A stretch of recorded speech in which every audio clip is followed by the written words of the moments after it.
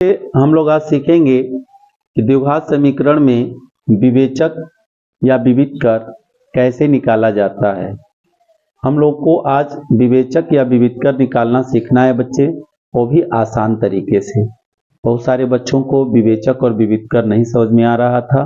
बहुत सारे बच्चे कमेंट किए कि सर विविधकर और विवेचक कैसे निकाला जाता है, उसका एक वीडियो बना करके डालें। तो बच्चे आज हम उस बच्चों की समस्या को दूर कर दे रहे हैं जिन बच्चों को विवेचक या विविधकर नहीं निकालने आता है।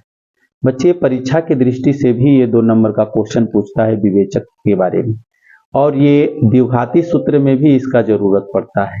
जब द्विघाती सूत्र से हम लोग समीकरण हल करते हैं उसमें भी विवेचक का काम पड़ता है। ठीक है बच्चे, तो चलते हैं विवेचक के चक्कर में। तो बच्चे यहाँ पर हमारा द्विघात समीकरण दिया हुआ है। द्विघात समीकरण यहाँ पर 2 सवाल मैंने यहाँ पर अंकित कर दिया। दोनों सवाल में हम विवेचक निकालेंगे कि दोनों सवाल में विवेचक किस प्रकार निकलता है। तो बच्चे सबसे पहले समझते हैं कि द्विघात समीकरण के पद क्या होते हैं। तो मैं यहाँ पर द्विघात समीकरण के पद लिख दिया हूँ। इसके पद में द्विघात समीकरण होता है। ठीक है बच्चे, यहाँ लिखते हैं द्विघात समीकरण के पद। द्विघात समीकरण के पद, ये बच्चे द्विघात समीकरण के पद होता है, जिसको ax² plus bx plus c equal 0 लिखते हैं। ठीक है, ये द्विघात समीकरण के पद है। यहाँ पर जो द्विघात समीकरण दिख रहा है उसी के पद में आपका सवाल दिया हुआ है, लेकिन हमें यहाँ विवेचक निकालना है बच्चे। तो यहाँ पर सवाल हम उतारते हैं पहला नंबर का, x² प्लस 4x प्लस 3 बराबर 0। बच्चे विवेचक निकालने के लिए 1-2 शर्त होती है, उस शर्त को पहले सुन लेते हैं, उस शर्त को समझ लेते हैं बच्चे, तो हमारा विवेचक निकालना आसान हो जाता है। हम सर्वप्रथम शर्त क्या होता है बच्चे उसको देखते हैं कि शर्त क्या है। सर्वप्रथम इस सवाल को देखते हैं जो द्विघात समीकरण के पद हैं। द्विघात समीकरण के पद में देखते हैं कि x² का गुणांक क्या है। गुणांक बच्चे, घातांक नहीं बोल रहा हूँ। x² का गुणांक क्या है तो a है। x का यहाँ गुणांक क्या है b है। और यहाँ बच्चे c जो होता है अचर पद होता है। क्या होता है? अचर। तो हम सर्वप्रथम इसमें से a और b और c निकालेंगे, यानी x² का गुणांक निकालेंगे, x का गुणांक निकालेंगे, ये तो आपका अचर है तो वह c का मान हो जाता है। तो बच्चे हम सर्वप्रथम अपने विवेचक में, जो मेरा विवेचक का फार्मूला होता है कि d बराबर b² माइनस 4ac, विवेचक का जो फार्मूला होता है उसमें हम सर्वप्रथम खोजेंगे कि मेरा मतलब b क्या है, a क्या है, c क्या है, उसके मानों को मैं खोज लूंगा बच्चे, तब जाकर के मैं क्या करूंगा, विवेचक का फार्मूला लगाऊंगा। तो सर्वप्रथम बच्चे आपको पता होना चाहिए कि विवेचक का फार्मूला होता है d बराबर b² माइनस 4ac। ये आपका फार्मूला होता है। ये किसका बच्चे? विवेचक का फार्मूला होता है। ओके बच्चे, विवेचक का फार्मूला होता है b² माइनस 4ac होता है। ठीक है बच्चे, 4ac। तो बच्चे इसमें b है, इसमें a है, इसमें c है। तो सर्वप्रथम हम क्या करेंगे कि b a c इन सबों की छटाई करेंगे कि हमारा b a c जो है वह कहाँ है, कहाँ से आएगा। ठीक है बच्चे, तो हम b a c की छटाई करते हैं बच्चे कि b a c कहाँ से आएगा। तो मैं बच्चे यहाँ पर लिखा हूँ द्विघात समीकरण के पद। तो यहाँ पर x² का जो मतलब गुणांक होता है वह a होता है, और देखते हैं ये है ना, हाँ, यहाँ पर x का गुणांक b दिया है तो आपका x का गुणांक b हो गया। तो इसमें हम इसको लगाएंगे, यहाँ c तो अचर होता है। तो बच्चे यहाँ पर देखना है कि x² का गुणांक क्या है, कुछ नहीं है, तो बच्चे वहाँ 1 होगा, क्योंकि a का मान क्या है, कुछ नहीं है, 1 है। अब यहाँ देखेंगे b का मान क्या है बच्चे, 4 है। यहाँ c का मान क्या है, 3 है। इसको निकालने का तरीका बच्चे दिखा देते हैं आपको। जैसे आपका क्या है, फार्मूला आपका है ax² plus bx plus c बराबर 0। ये आपका द्विघात समीकरण है, इसके पदों में लिखा जाता है। तो बच्चे इसको हम इसके नीचे अपने सवाल को लिख देते हैं। ठीक है बच्चे, इसके नीचे अपने सवाल को लिख देते हैं 3 बराबर 0। बच्चे आप क्या करते हैं कि इसको हम आपको सरल तरीके से बता दे रहे हैं कि मान कैसे निकलेगा। ऊपर में आपका द्विघाती सूत्र आपका द्विघाती सूत्र नहीं बच्चे, द्विघात समीकरण के पद लिख दिए और नीचे में आपका सवाल लिख दिए। तो अब जैसे जैसे है, जैसे कि ऊपर में एक्स स्क्वायर है तो नीचे में भी एक्स स्क्वायर है, कट गया, यहाँ पर एक बच गया, ऊपर में एक्स है नीचे में भी एक्स है, ये भी कट गया बच्चे। अब देखिए यहाँ पर कटेगा नहीं क्योंकि ये सी है, ये 3 है। तो अब क्या करेंगे, ए का मान क्या हो जाएगा 1, तो ए का मान क्या हो जाएगा बच्चे, ए बराबर 1 हो गया। अब बी के नीचे क्या बचा है 4, तो बी का मान क्या हो जाएगा 4 हो जाएगा। अब बच्चे क्या है, ये सी का मान क्या है नीचे, सी का मान 3 है, तो सी का मान क्या हो जाएगा 3 हो जाएगा। इस तरह हम किसी भी आपके द्विघात समीकरण में ए बी सी का चुनाव करते हैं। ए बी सी चुनाव करने के लिए आप थोड़ा सा दिमाग लगा देंगे बच्चे तो ए बी सी का चुनाव आसानी से आ जाएगा, क्योंकि ये वाला जो चीज मैं लिखा हूं बच्चे, ये वाला चीज जो होता है वह द्विघात समीकरण के पद होते हैं, क्योंकि द्विघात समीकरण इन्हीं के पदों में लिखा जाता है। और नीचे जो आपका सवाल लिख दिए हैं, एक्स स्क्वायर की जगह पर एक्स स्क्वायर को एक्स के पद के जगह पर एक्स का पद लिख दिए, और अचर की जगह पर मैं सी अचर होता है सी के नीचे अचर लिख दिया। और मैंने क्या किया, एक्स स्क्वायर को एक्स स्क्वायर से कटा दिया, एक्स को एक्स से कटा दिया, और सी और 3 है तो कट नहीं पाएगा, इसलिए जस का तस छोड़ दिया। अब बच्चे ए यहाँ बच गया, नीचे एक बार में कटा तो 1 हो गया, यहाँ बी बच गया, यहाँ पर नीचे 4 है 4 हो गया, यहाँ सी है तो यहाँ पर 3 है। इस प्रकार हम मान पुटअप करेंगे। सिंपल के लिए जिन बच्चों को नहीं समझ में आएगा इस तरह कर कर ए बी सी का मान निकाल लेंगे, और नहीं तो बहुत सारे बच्चे को बोलते बोलते ही टेकअप कर लेते हैं, समझ में आ जाता है। तो बच्चे यहाँ पर क्या किया, एक्स स्क्वायर का गुणांक, एक्स स्क्वायर का गुणांक क्या है ए, तो यहाँ पर क्या है कुछ नहीं है तो 1 हो जाएगा, तो 1 ए बराबर क्या हो जाएगा 1 हो जाएगा, ए बराबर 1 हो गया। बच्चे बी बराबर क्या होगा, तो बी बराबर है एक्स का गुणांक, एक्स का गुणांक कितना होता है 4, तो बी बराबर क्या हो गया 4 हो गया।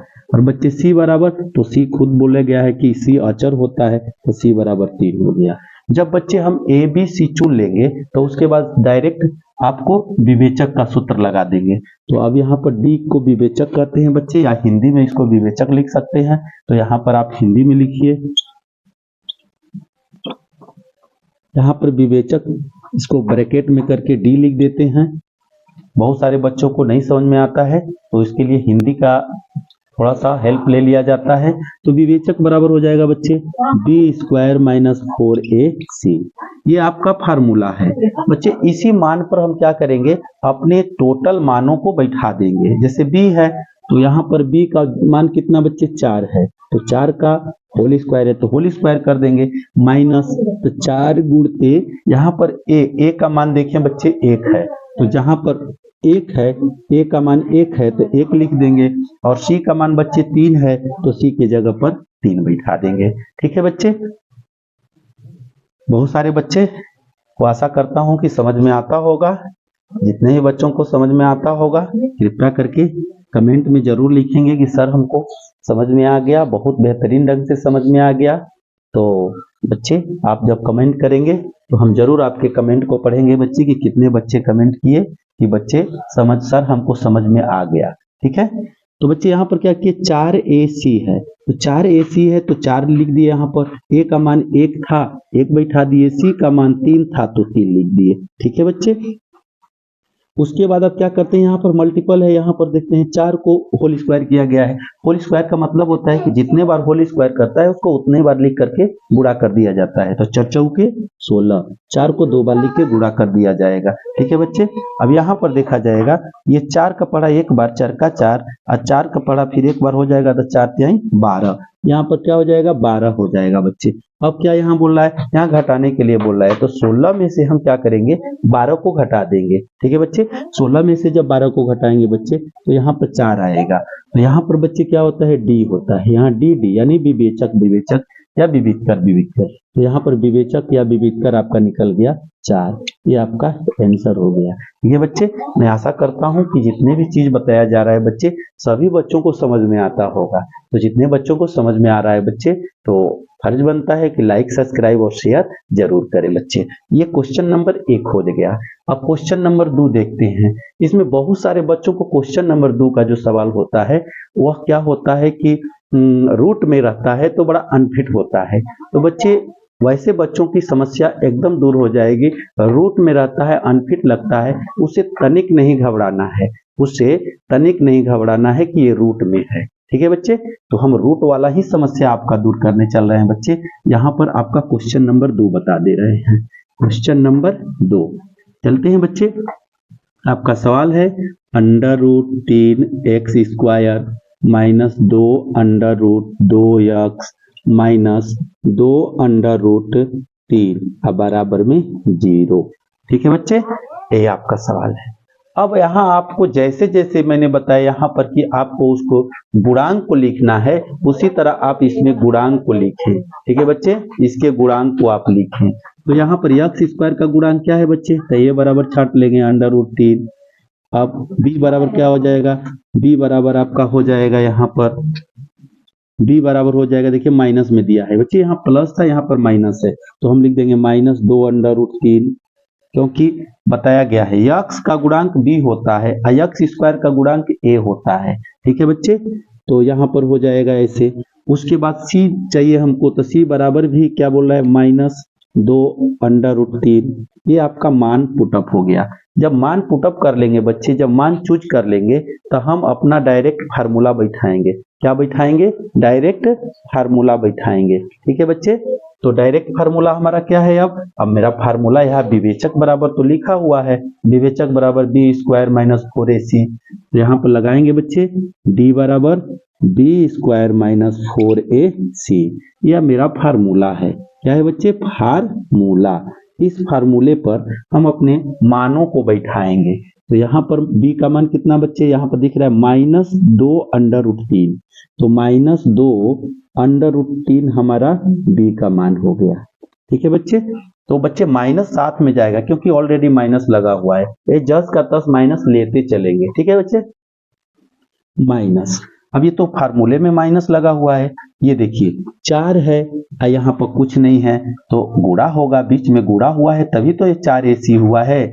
4ac, तो 4 गुणते a गुणते c, तभी तो 4ac हुआ। ऐसे थोड़ा 4ac हो गया, जोड़ने पर 4ac नहीं होगा, ये जोड़ने जो थोड़ा है कि 4ac हो जाएगा, वो तो गुणा करेंगे तभी आपस में मिलेगा, जोड़ेंगे तो नहीं मिल सकता है, क्योंकि चर और अचर आपस में जुड़ नहीं सकता है। जब भी जुड़ सकता है तो चर चर जुड़ सकता है और अचर अचर जुड़ सकता है। ठीक है बच्चे, अब a का मान हम जो है, a का मान √3 है, तो हम a का मान √3 बैठा दिए a के जगह पर। अब c का मान बच्चे, तो c का मान यहाँ पर देखिए माइनस 2 √3 है, तो बच्चे यहाँ पर हम माइनस लगा लेंगे और 2 √3 लिख देंगे ऐसे, क्योंकि यहाँ पर गुणा है और यहाँ माइनस है, दो चिन्ह हो गया बच्चे, इसलिए यहाँ पर इंटू दे दिया जाता है। ठीक है बच्चे, आगे चलते हैं। अब देखिए बच्चे, किसी भी चिन्ह को, माइनस चिन्ह को अगर 2 बार लिखा जाए, कोई सम संख्या अगर वर्ग हो, तो उसको सम संख्या में क्या होता है, माइनस माइनस प्लस हो जाता है। तो यहाँ माइनस माइनस तो प्लस हो गया, लेकिन यहाँ पर क्या हो जाएगा, 2 दूनी के 4 √9। ठीक है बच्चे, 2 दूनी के 4 √9, यानी 2 का भी होल स्क्वायर है, √3 का भी होल स्क्वायर है, तो 2 का करेंगे तो 4 आ जाएगा और 3 का करेंगे तो 3 3 के 9 आ जाएगा। ठीक है बच्चे, आगे चलते हैं। यहाँ पर बच्चे गौर करना है, पहले अंडर का अंडर से लड़ाई कर देते हैं। देखिए ये माइनस, तो माइनस और माइनस क्या हो जाएगा बच्चे, प्लस हो जाएगा। ओके बच्चे, माइनस और माइनस क्या होता है, प्लस होता है। अब यहाँ पर बाहर बाहर वाला से गुणा करते हैं पहले, और अंदर अंदर वाला से गुणा कर लेते हैं। तो 4 दूनी के 8, 4 दूनी के 8 हो गया। √3 और √3 का गुणा कर देंगे, तो √3 गुणे √3, 3 3 के 9 हो जाएगा, अंडर रूट में 9 आ जाएगा। अब बच्चे यहाँ पर अंडर रूट में यहाँ भी है, अंडर रूट में यहाँ है, थोड़ा सा गौर करेंगे बच्चे। क्या गौर करना है बच्चे, कि यहाँ पर अंडर रूट जो 9 है उसका वर्गमूल निकलता है 3, तो अंडर रूट 9 का वर्गमूल हो गया 3। यहाँ पर बच्चे क्या है कि 8 यहाँ पर हो गया, यहाँ पर भी अंडर रूट 9 का वर्गमूल निकलेगा 3, तो यहाँ भी 3 हो गया। तो अब क्या करेंगे, अब 4 तिहाई 12, यहाँ पर मल्टीपल, यहाँ भी मल्टीपल, बीच में जोड़ तो बच्चे 12 हो गया, 8 3 के 24। अब दोनों क्या कर रहा है, जोड़ने का काम कर रहा है, तो दोनों को जोड़ देंगे, 4 2 6 और 2 1 3। इस तरह आपका आंसर डी बराबर इतना आ गया बच्चे। ये सब जितना भी निकला है बच्चे वो डी यहाँ पर दिया गया है। ठीक है बच्चे, डी बराबर आपका आंसर आ गया 36। इस प्रकार आपका विवेचक या विविधकर बच्चे समाप्त होता है। तो बच्चे सभी बच्चों से रिक्वेस्ट है कि वीडियो आपको समझ में आया हो। तो बच्चे वीडियो बनाने में बड़ा दिक्कत परेशानी होती है, बड़ा मेहनत करना पड़ता है बच्चे। तो आपका फर्ज है कि आप लाइक, सब्सक्राइब और शेयर जरूर करें बच्चे।